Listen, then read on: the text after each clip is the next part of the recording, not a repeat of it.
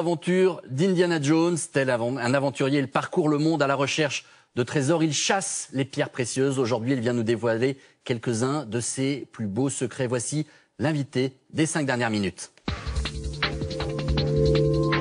Et cet invité, c'est Patrick Boileau. Bonjour. Bonjour. Votre livre sur la piste des pierres précieuses, c'est inattendu, c'est un petit peu le guide qui mène à vos différents trésors. C'est presque une carte au trésor grandeur nature que vous nous offrez. Oui, à peu près. Hein. Il y a 6 expéditions dedans qui se sont suivies les unes derrière les autres pour trouver des pierres précieuses aussi extraordinaires les unes que les autres.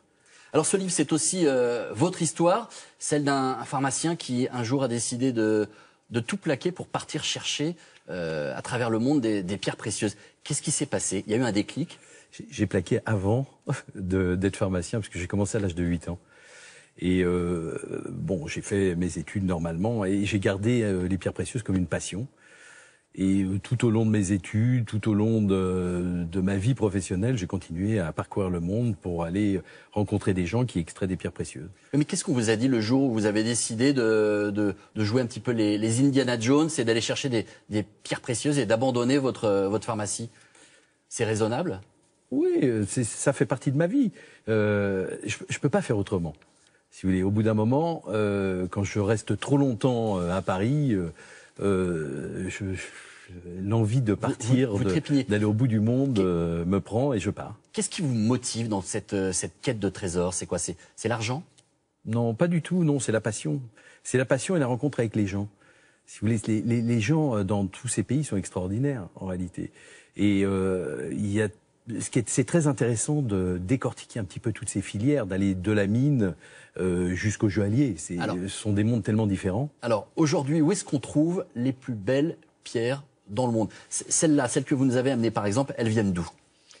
Celle-là, alors, il y en a une qui vient du Pakistan. Hein, c'est une mine que j'aime particulièrement parce que c'est une des premières mines où je suis allé. On trouve des cristaux de 4 kilos d'aigues marines à 6000 mètres d'altitude. On vous voit d'ailleurs en train de chercher ces pierres au Pakistan grâce aux images que vous nous avez ramenées. Alors racontez-moi un petit peu, vous prenez des risques de temps en temps.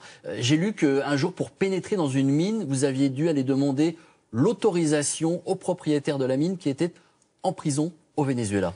Bien sûr, parce que au départ, bon, j'allais un petit peu comme ça dans les mines, mais à un certain moment, j'ai fait un certain nombre de films, d'ailleurs pour France Télévisions, sur les pierres précieuses, et il fallait avoir l'autorisation pour rentrer dans la mine. Donc, le propriétaire était en prison, donc j'ai pris rendez-vous avec lui.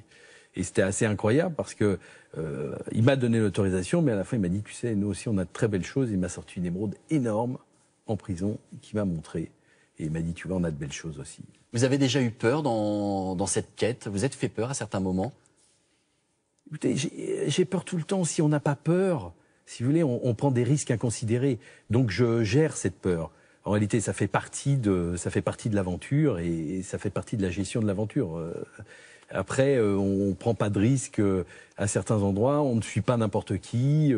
C'est très important de s'écouter. Alors, en lisant votre livre, il y a un mot qui m'a fait sourire. C'est le mot pierre de lune. C'est pour ça que j'ai parlé d'Indiana Jones. Je crois que dans un des épisodes d'Indiana Jones, il est question de pierre de lune. Est-ce que vous vous sentez aventurier dans l'âme? Oui, absolument. Je ne vais pas vous demander si vous avez un fouet et un chapeau comme lui, mais... sûrement, je suis aventurier, j'adore les aventures. D'ailleurs, les pierres de lune qui viennent du Sri Lanka est un endroit tout à fait extraordinaire. Et très souvent, les gens me demandent de me suivre dans mes aventures. Et d'ailleurs, au Sri Lanka, j'organise des voyages pour des petits groupes de 10 personnes. La plus belle pierre que vous ayez vue ou trouvée, c'était quoi? La plus belle pierre que j'ai vue ou trouvée, c'était sûrement des rubis en Birmanie. C'était des rubis sang de pigeon, c'est une couleur très particulière et c'est la pierre la plus rare du monde. C'est ce qu'on voit à l'écran là, voilà, c'est ça? Oui, tout à fait. Ce sont des pierres incroyables qu'on trouve à Mogok, près de la frontière de la Chine, dans le nord de la Birmanie. C'est rentable aujourd'hui le métier de chasseur de pierres précieuses?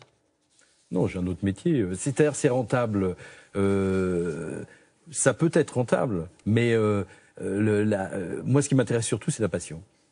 Voilà, et votre passion, on la retrouve dans votre livre, Sur la piste des pierres précieuses, un récit d'aventure très surprenant. Patrick Boileau, merci beaucoup en tout cas d'être venu nous voir. C'est la fin de ce journal. Merci à